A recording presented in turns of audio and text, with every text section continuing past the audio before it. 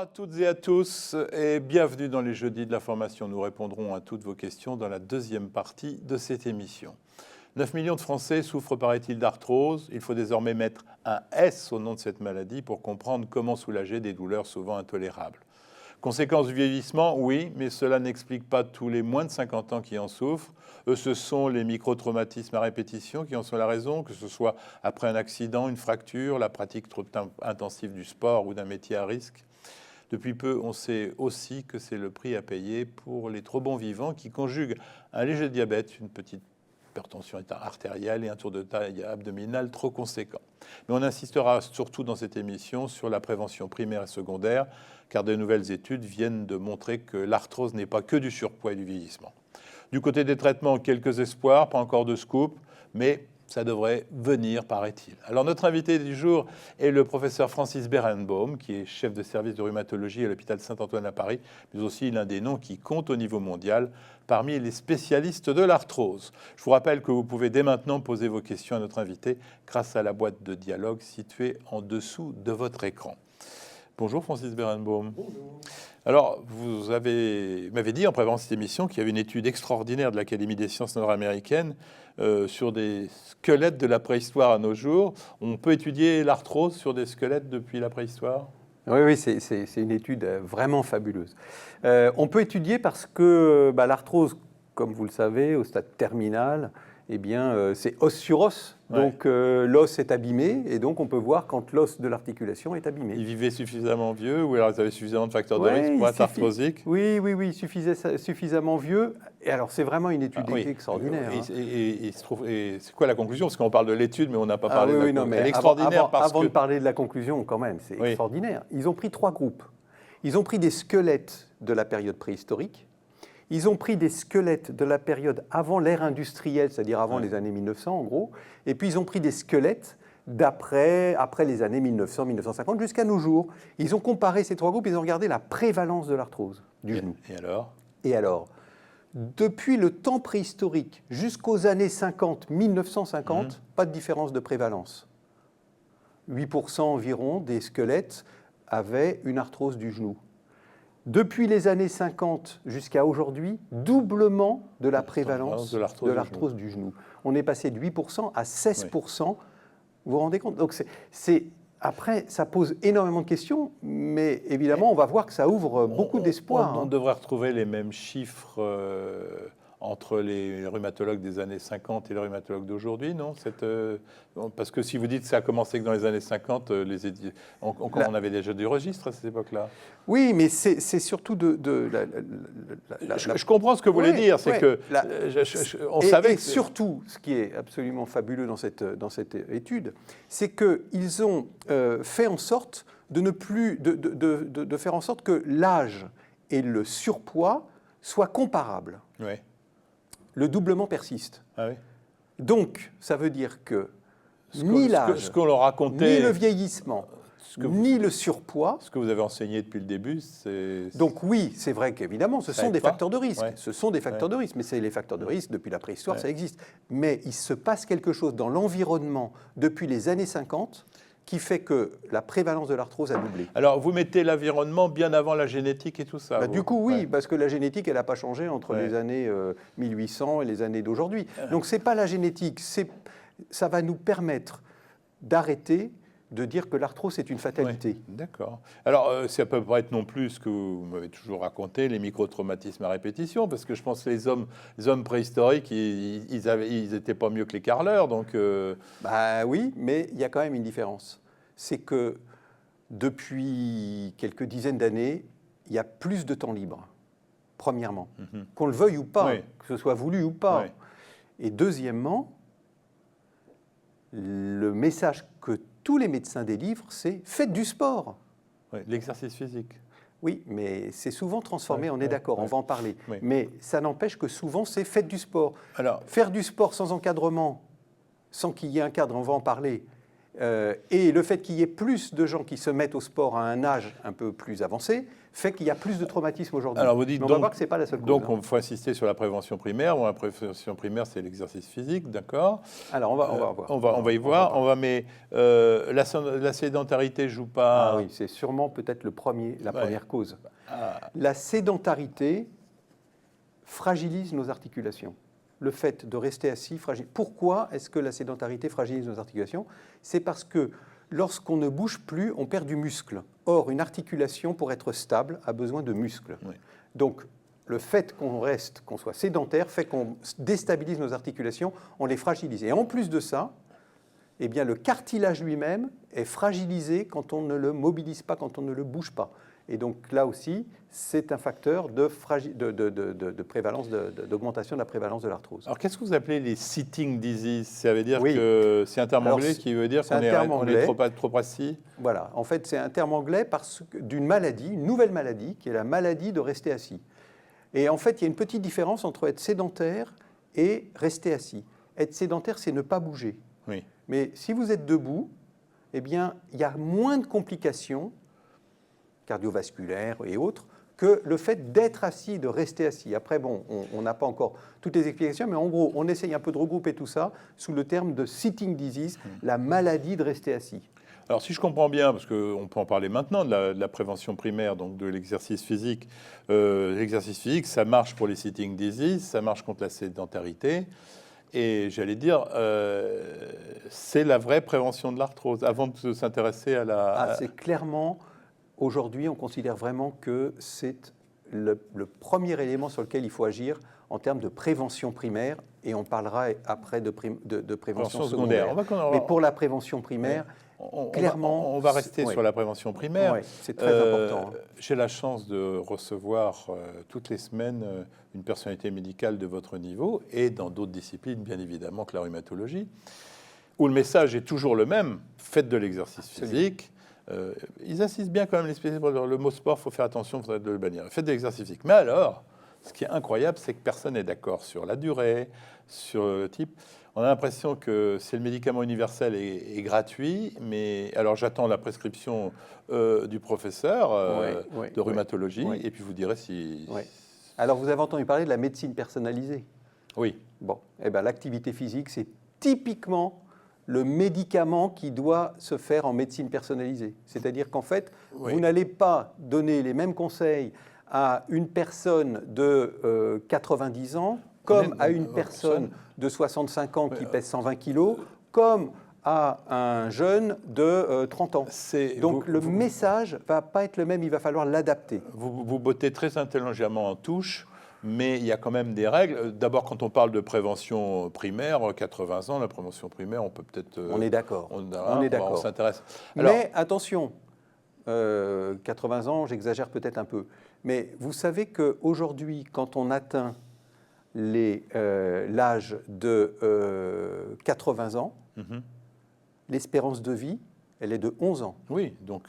Ça veut dire que derrière, il y a quand même encore des années pour malheureusement souffrir. Alors, mais on verra d'ailleurs dans la prévention secondaire, parce que, en fin de compte, chez vous, ce que vous appelez prévention primaire, c'est pour éviter de l'arthrose. Prévention secondaire, qu'est-ce qu'on peut faire quand on a de l'arthrose? Grosso modo, c'est ça. Oui, c'est ça. Hein, pour éviter qu'elle évolue. Vous, dans l'exercice physique, vous privilégiez pas plus la marche que le vélo que la marche En prévention primaire, non. Oui. En prévention primaire, tant que les gens y bougent, on est satisfait. Mais qu'est-ce que vous pensez du marqueur des 10 000 pas, alors qu'on retrouve, qui peut être commun à toutes les... Alors, le marqueur des 10 000 pas en prévention primaire de l'arthrose n'a pas été testé. Oui. On verra en prévention secondaire ce qui a été testé en termes de nombre de pas.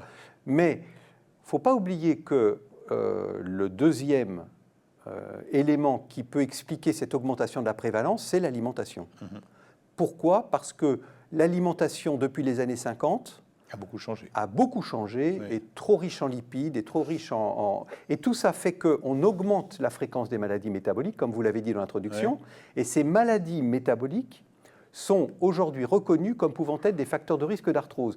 Les 10 000 pas par jour, là pour le coup, ont démontré leur intérêt dans ces maladies métaboliques. Donc, indirectement, on peut considérer qu'en prévention primaire, faire 10 000 pas par jour, ça veut dire qu'on va réduire le risque des maladies métaboliques et donc de réduire le risque d'arthrose. Alors, mes auditeurs fidèles boivent du petit lait, puisqu'ils savent fort bien que mon credo, c'est manger moins, manger mieux et faire 10 000 pas par jour.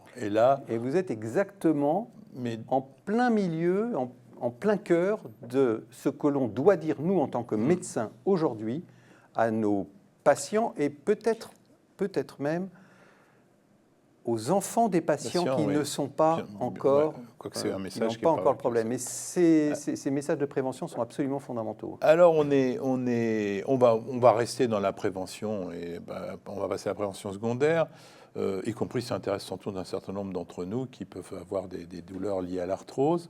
Donc là, la prescription est la même, essayer de perdre du poids pour faire de l'exercice physique. Et c'est là où vous dites qu'il faut s'adapter en fonction des douleurs qu'on a. Oui, donc la prévention secondaire pour l'arthrose du genou, donc là, effectivement, l'activité physique a été démontrée comme étant efficace sur les douleurs. Vous parlez toujours que de l'arthrose du genou, mais je suppose que c'est pareil pour la coxarthrose. C'est parce qu'on a moins de données. Oui, on extrapole après sur les autres articulations. Ouais. Et donc, c'est pour ça qu'effectivement, on va extrapoler sur l'arthrose de hanche, par exemple. Donc, arthrose du genou, arthrose de hanche.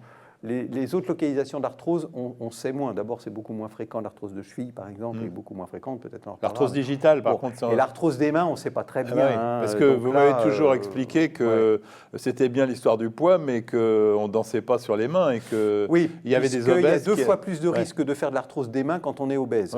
Bon, donc, on imagine que ce qui circule à cause de l'obésité, l'inflammation qui est produite par le tissu gras des patients obèses, probablement que cette inflammation va également aller jusqu'à abîmer les articulations. On a toujours pris l'adipocide pour une cellule idiote, ce qui n'est pas du tout le cas. Ce n'est pas une masse inerte, bien évidemment. Oui. Donc en termes de prévention secondaire, l'activité physique, c'est bon. Et là, pour le coup, on a des données.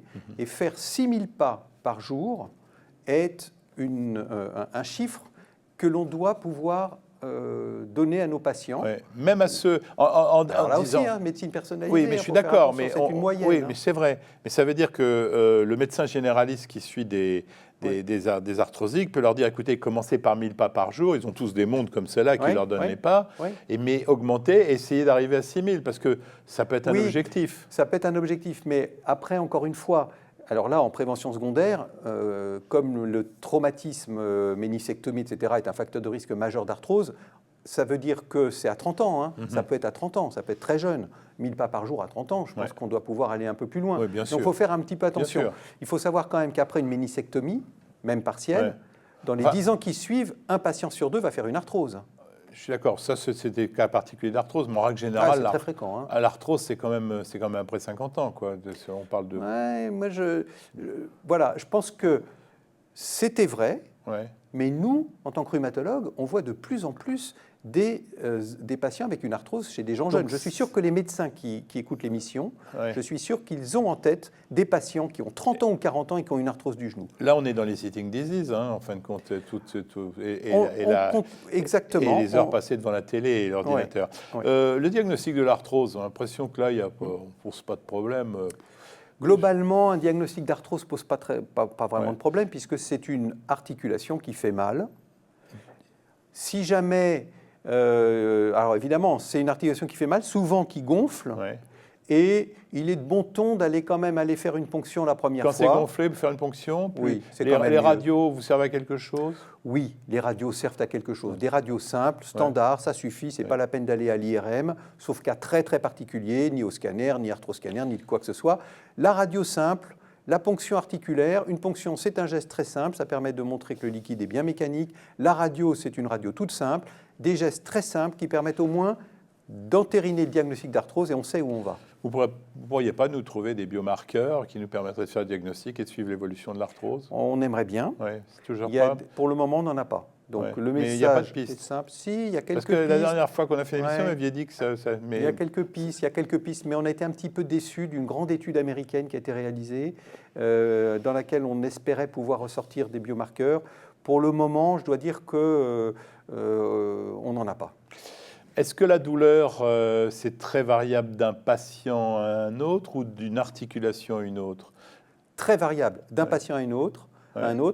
Vous prenez 2 patients, même radio, avec une arthrose, état d'articulation. Certains vont être douloureux, d'autres ne vont pas l'être du tout parfois. Ça va être par hasard où on trouve une radio avec une arthrose très abîmée. C'est que le seuil de douleur est différent? Donc, le seuil de douleur est différent. Il y a sûrement d'autres éléments qu'on ne comprend pas aujourd'hui, mais là, pour le coup, il y a beaucoup d'études pour essayer justement de savoir. Vous savez que même après la pose d'une prothèse totale, on reviendra là-dessus, mais même après la pose d'une prothèse totale, 20% des patients, de genoux, 20% des patients continuent à avoir mal, on ne sait pas pourquoi. L'indication était bonne, le geste opératoire a été bien fait, 20% des gens continuent à avoir mal, on ne sait pas pourquoi. C'est pour ça qu'il y a une émission sur l'hypnose qui arrive, et je peux vous dire, pour l'avoir préparé, que c'est typiquement ce genre d'indication-là qui apparemment, chez les gens qui font de l'hypnothérapie, ça marche bien. Vous m'aviez dit lors d'une émission qu'il fallait se méfier des douleurs projetées. Qu'est-ce que vous appelez les douleurs projetées? Voilà, il y a un exemple tout à fait typique, c'est la douleur du genou. Vous examinez le genou paraît normal, il est sec, il n'y a pas d'épanchement. Vous le mobilisez, la mobilisation est normale. Pourtant, le patient il vous dit « j'ai mal au genou ». Faites une radio du bassin, regardez les hanches. Parce que l'arthrose de hanche, d'ailleurs toute autre pathologie de hanche, peut se manifester uniquement par une douleur du genou. Donc c'est un petit élément qu'on apprend dans nos études, mais qu'on oublie parfois après. Mais vraiment, ça, c'est quelque chose à bien connaître. Le diagnostic différentiel auquel il faut impérativement passer avant. Il n'y en a quasiment aucun. Sauf, bien évidemment, si jamais il y a un rhumatisme inflammatoire sous-jacent, rhumatisme inflammatoire qui peut être une monoarthrite rhumatoïde, qui peut être une poussée de chondrocalcinose ou une poussée de goutte. C'est pour ça que je dis que la ponction articulaire, c'est intéressant. Parce qu'avec ça, tout de suite, vous faites la différence. On trouve quoi dans la ponction? Dans la ponction, c'est simple, on regarde juste le nombre d'éléments et la présence de microcristaux ou pas. Si le nombre d'éléments est inférieur à 1000 et s'il n'y a pas de microcristaux, c'est une poussée d'arthrose. Ça ne peut pas être une goutte.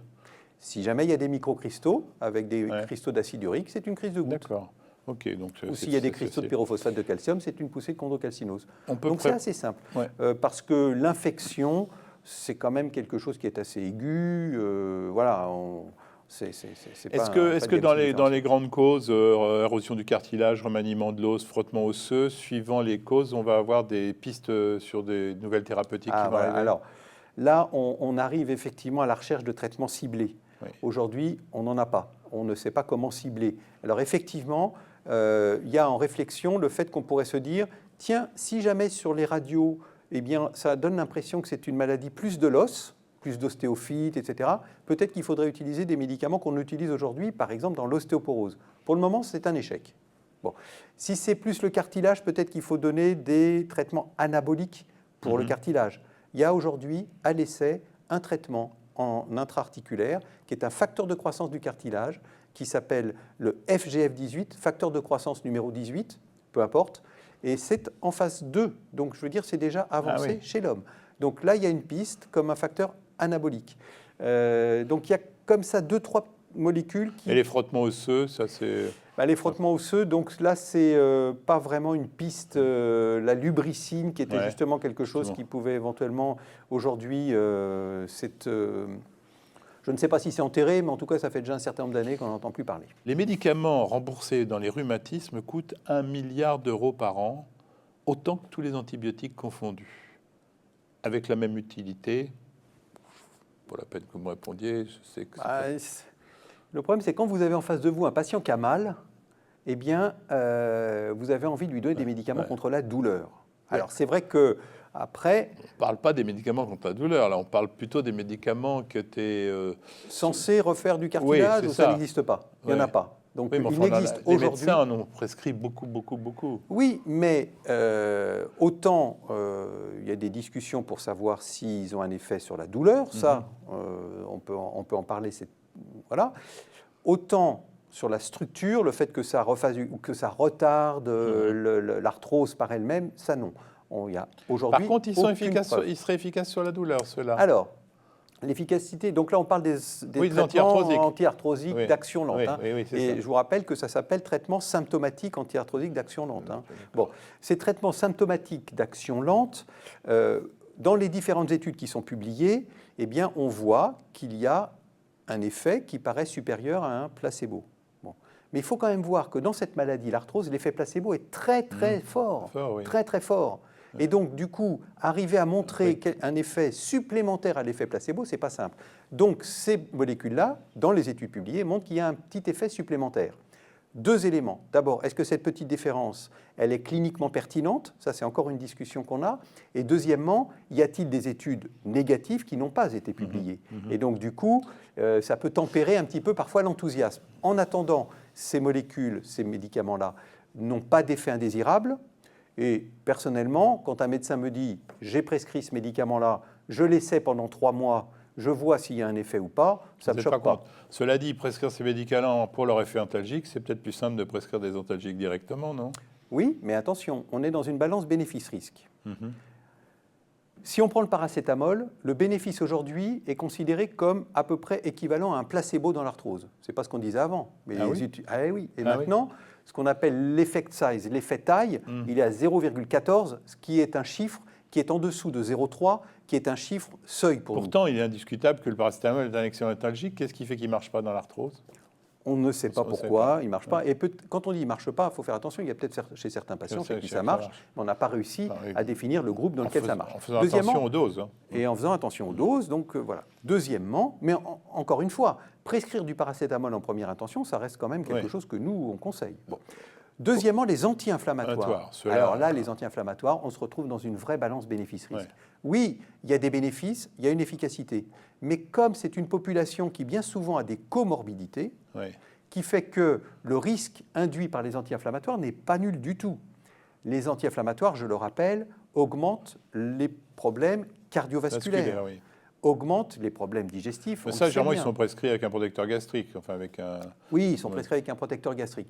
Mais ça n'empêche quand même que les problèmes cardiovasculaires chez ces patients qui ont des comorbidités, la moitié ont une hypertension artérielle chez ces patients-là, qui ont une arthrose, c'est défini. Donc voilà, on fait attention. Je ne suis pas du tout opposé aux anti-inflammatoires dans l'arthrose, mais encore une fois, il faut évaluer la balance bénéfice-risque. Si on dit que les anti-arthrosiques marchent moyennement, ne marchent pas du tout. Si ils sont plus remboursés. Ils sont plus remboursés. Les anti-inflammatoires, faire attention, et le paracétamol, ça risque de pas marcher. On ne peut pas laisser des gens qui souffrent dans la nature. D'autant que tous les médecins vous diront qu'il y a un effet quand même antalgique objectif des anti-inflammatoires. Donc c'est quoi la limite? C'est de ne les prescrire que lors de poussées, C'est surtout savoir les arrêter quand ça ne marche pas. Je crois que déjà, on voit trop d'ordonnances, de médicaments qui sont renouvelés, alors que quand on pose la question aux patients, ça marche, ça vous disent non. Mais bon, ils continuent parce qu'il y a des personnes très consciencieuses qui suivent bien tout ce qui est marqué sur l'ordonnance. Ça existe. Et donc, voilà. Donc, je pense qu'il faut savoir évaluer avant la mise en route du traitement, se dire, voilà l'objectif qu'on se donne. Si jamais on ne l'a pas atteint, savoir arrêter le traitement.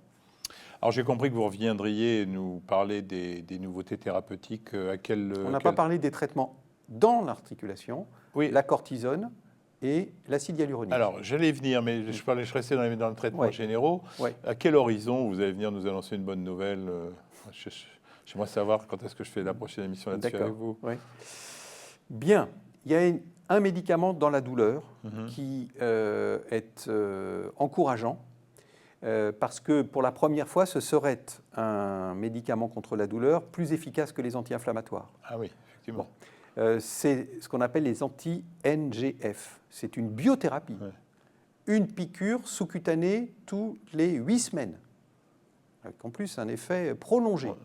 Une efficacité qui est importante. On est dans les phases 3. En cours, on inclut les patients actuellement. Des milliers de patients qu'on inclut actuellement. Avec des effets secondaires qui on a un bénéfice qui est très important. Il y a des risques. On voit que dans un certain pourcentage de patients, au lieu d'améliorer les douleurs, on voit s'aggraver l'arthrose. C'est embêtant. Ah oui. Mais assez rapidement, c'est des arthroses destructrices rapides. Ah oui. Alors vous allez me dire, dans ces cas-là, ok, c'est pas la peine, on arrête. Mais la FDA a dit il faut aller encore plus vite dans l'avancée des études. Vous allez me dire c'est un peu contradictoire. La FDA qui fait tellement attention. Mais oui, mais il faut bien voir qu'il y a une vraie épidémie de l'utilisation des opioïdes dans l'arthrose, avec tous les morts que l'on connaît. on a vu les limites des traitements qu'on a aujourd'hui. Si on sait aujourd'hui déterminer les patients qui vont faire cette arthrose destructrice rapide avant la mise en route du traitement, alors du coup, peut-être que ça devient vraiment intéressant. Et on sait aujourd'hui quels sont les patients qui vont faire ces arthroses destructrices rapides. C'est ceux chez qui on prescrit en plus un anti-inflammatoire. Donc, du coup, on a un peu mieux défini la population à risque. Et donc, du coup, peut-être qu'effectivement, ça va être une vraie avancée. 2 ans. 2 ans. Eh ben, écoutez, maintenant, encore une fois, ça va être ces études-là qui vont nous dire si, effectivement, on va passer ce stade-là. Mais vous voyez, 2 ans, c'est quand même pas si loin que ça. C'est très, très court. Hein. Je vous rappelle qu'il y a 1 an et demi que vous êtes venu faire la précédente émission. Donc, vous voyez, on est à peu près dans les eaux. On a donc parlé, on parle du traitement local. Injection d'acide hyaluronique, c'est gadget ou ça continue à... Alors, vous savez qu'il y a une grande controverse par rapport à l'acide hyaluronique puisqu'on veut le dérembourser. On veut dérembourser les injections d'acide hyaluronique. Quand on regarde les analyses, ce qu'on appelle les méta-analyses et les plus sophistiquées qui s'appellent les méta-analyses en réseau, on prend tous les médicaments contre la douleur dans l'arthrose. Tous, y compris les placebos. On les prend tous. Celui qui arrive comme étant le plus efficace, c'est l'acide hyaluronique. Bon, vous allez me dire... ce qui est vrai, pourquoi on le dérembourse alors ? Pourquoi est-ce qu'on les dérembourse ? C'est parce que certaines études ont montré que par rapport à un placebo injectable, en intra-articulaire placebo, la différence n'est peut-être pas cliniquement pertinente. Si je suis médecin, je suis pragmatique, je recherche quel est le meilleur traitement aujourd'hui dans l'arthrose, c'est l'acide hyaluronique. Pourquoi ? Est-ce que c'est parce qu'il y a un effet placebo extrêmement important de ces molécules ? Peut-être, peut-être. Mais au bout du compte, la balance bénéfice-risque, puisque il n'y a quasiment aucun risque en dehors du fait qu'on fait des injections. Donc il y a toujours le risque quand on fait une injection. Mais en dehors de ce risque-là, ce sont des molécules qui sont globalement assez inoffensives. Donc pour moi, la balance bénéfice-risque dans une arthrose du genou qui est résistante aux anti-inflammatoires et aux autres traitements antalgiques, pour moi, je trouve qu'il y a une indication à l'acide hyaluronique. Donc je trouverais dommage que l'on fasse 2 poids, 2 mesures, ceux qui ont les moyens de se payer l'acide hyaluronique et ceux qui n'auraient pas les moyens. Vous n'êtes pas écouté les rhumatologues quand vous... Bon, peut-être que là, on va être écouté. Et c'est mieux que les infiltrations ? Ce n'est pas la même indication. Les infiltrations de cortisone, c'est pour un accès aigu. Donc, un patient fait un accès aigu, une poussée d'arthrose du genou, extrêmement douloureuse, dort plus la nuit, etc. Là, ce n'est pas l'acide hyaluronique, la solution. C'est pas les antalgiques, c'est d'aller tout de suite dans l'articulation, mettre l'anti-inflammatoire, et ça marche très bien. Mais ça marchera pendant quelques semaines, et puis après, l'effet va s'épuiser. Bon, on va passer à vos questions, parce qu'elles sont nombreuses. Je voulais simplement dire que je voulais parler de l'exercice physique, c'est déjà fait. Et puis, on n'a pas parlé des prothèses, mais vous me dites à chaque fois... Invite un chirurgien, il pourra mieux des prothèses que moi, mais 20, les prothèses, on disait 20 ans, les prothèses... Oui, une prothèse du genou, une prothèse de hanche, c'est à peu près une vingtaine d'années. Alors on les change maintenant avec les gens. Et on les change, on les change. Et ce qui est intéressant, c'est qu'avant on disait la deuxième prothèse, en général, ça se passe quand même beaucoup moins bien que la première. Ce n'est pas tout à fait vrai maintenant. La deuxième prothèse, si c'est quelqu'un qui est bien suivi par son chirurgien, la deuxième prothèse, en général, se passe bien également. Donc on pourrait se dire, après tout, c'est la panacée. Attention, il y a une étude qui vient de sortir dans le Lancet, il y a juste quelques mois, qui montre que lorsqu'on pose ces prothèses chez des gens jeunes, 50 ans, eh bien, le taux la révision, c'est-à-dire la deuxième prothèse, est posée plus tôt. Plus tôt, beaucoup plus tôt. Que c'est 20 parce ans. que les patients l'usent. C'est normal. Et non, parce que comme les patients, à 50 ans, ils usent beaucoup leurs prothèses. Donc, du coup, il va y avoir une deuxième prothèse tôt. Et donc, c'est un peu ennuyeux parce qu'on pose des prothèses de plus en plus tôt, mais on sait que la durée de vie de la prothèse va être moins longue. Le deuxième élément, c'est qu'on pense que lorsqu'on va poser la prothèse, eh bien, ensuite, les gens, du coup, vont pouvoir se remettre à bouger. Il y a une étude qui est sortie cette semaine qui montre qu'en fin de compte, quand on regarde à 6 mois après la pose d'une prothèse, les gens ne bougent pas plus par rapport à avant la pose de la prothèse. Ils ont pris des habitudes pendant des années avant, et donc on revient... les faire bouger après. Ils ont peut-être moins mal, ils ont peut-être plus mal, mais ce n'est pas pour autant qu'ils bougent plus. Donc il faut sûrement agir bien en amont. Si je comprends bien, vous me conseillez de faire une émission sur les prothèses, mais vous me conseillez aussi d'avoir un rhumatologue pour cette émission-là. Oui, je pense que ça serait bien. Allez, on passe à vos questions.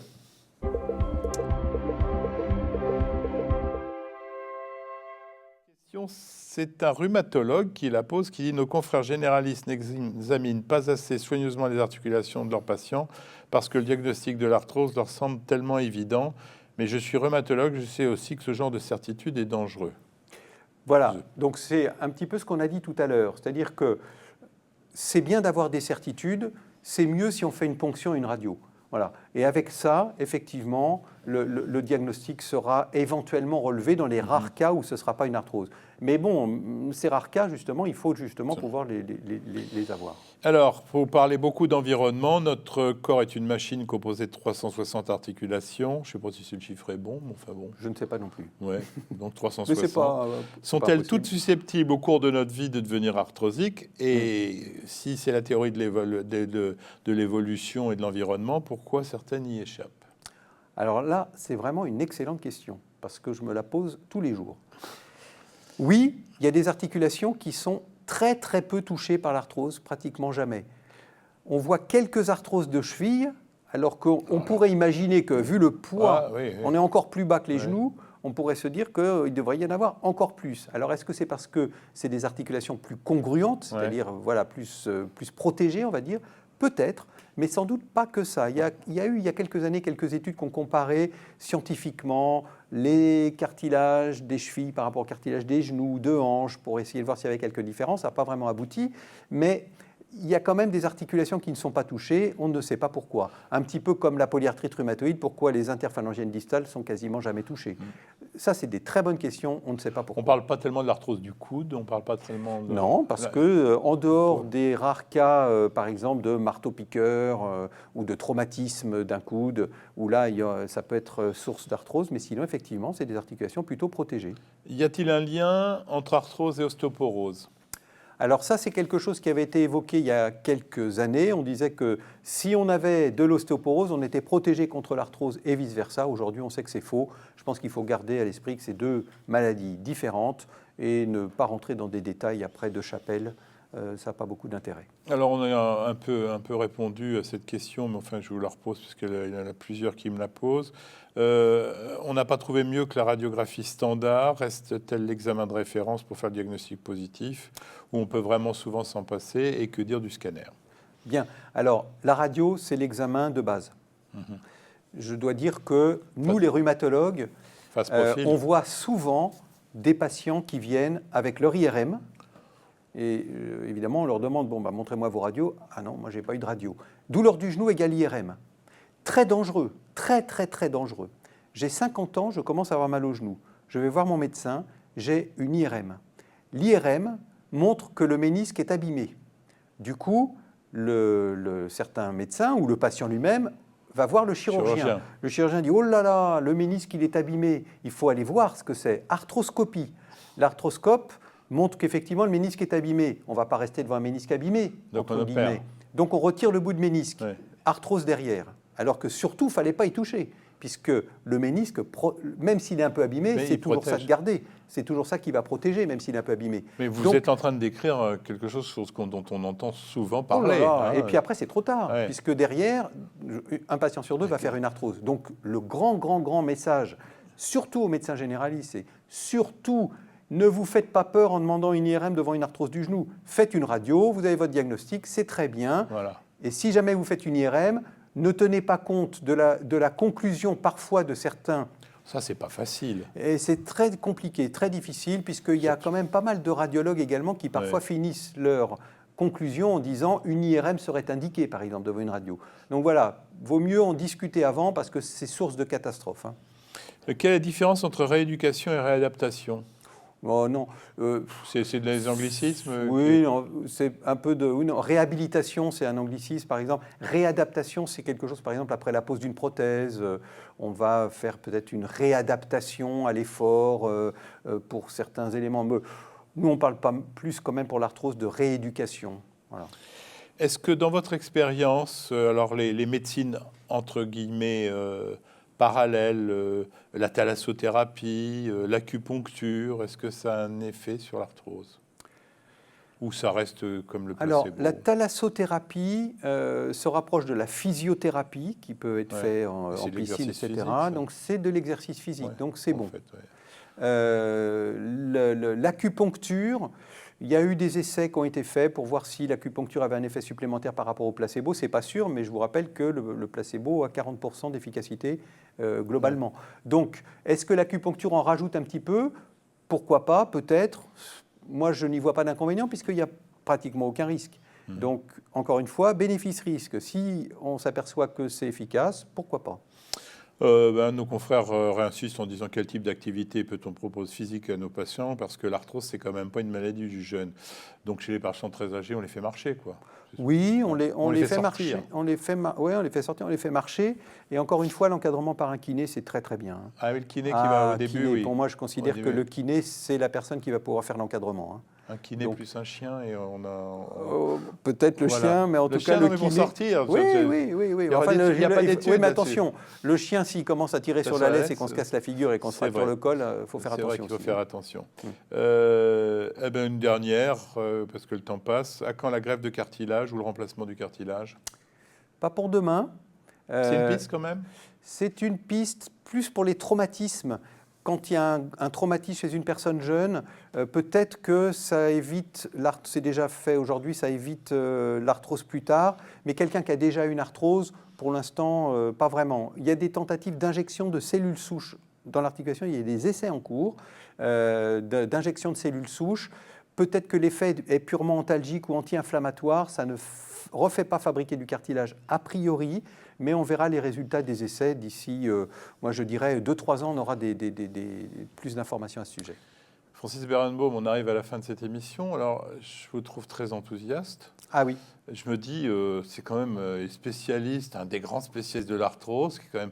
Je vous ai dit que j'étais très surpris, ça je le dis aussi à nos téléspectateurs, du score d'audience de l'émission précédente que vous avez fait sur l'arthrose. Je me disais, bon, peut-être que les gens vont être moins motivés. Or, c'est un de nos records d'audience. Alors, ça veut dire que, en fin de compte, c'est vrai que c'est une pathologie, 9 millions de Français qui ont de l'arthrose, mais on a toujours de dire, il ne se passe rien. Ben non. Exactement. Si on aborde un patient qui a une arthrose avec une vision autre que celle, c'est la fatalité, c'est l'âge, etc., mais plutôt en se disant, je peux faire des choses qui ne sont peut-être pas nécessairement du domaine du médicament, mais si vous associez les traitements non médicamenteux avec les traitements médicamenteux, franchement, on peut réellement améliorer son patient, et ce patient-là, eh bien, parfois, il est jeune. Oui. L'arthrose, maladie du jeune, c'est pas... Non, moi ça ne me choque pas. Ouais, l'arthrose est une maladie que l'on voit de plus en plus jeune. Ouais. Les traumatismes, c'est quelque chose qu'on voit de plus en plus jeune. Des patients obèses, on en voit chez des jeunes. Donc non, l'arthrose, ce n'est plus une maladie du vieux. Oui, c'est une maladie qui est liée à l'âge. Effectivement, on voit la prévalence de l'arthrose qui va augmenter avec l'âge. Ça ne veut pas dire que quand on est médecin, on ne voit pas des gens jeunes avec une arthrose. Bon, on est revenu, on fait le lien avec l'étude du début sur ces squelettes qui nous venaient de la nuit des temps. Mais merci.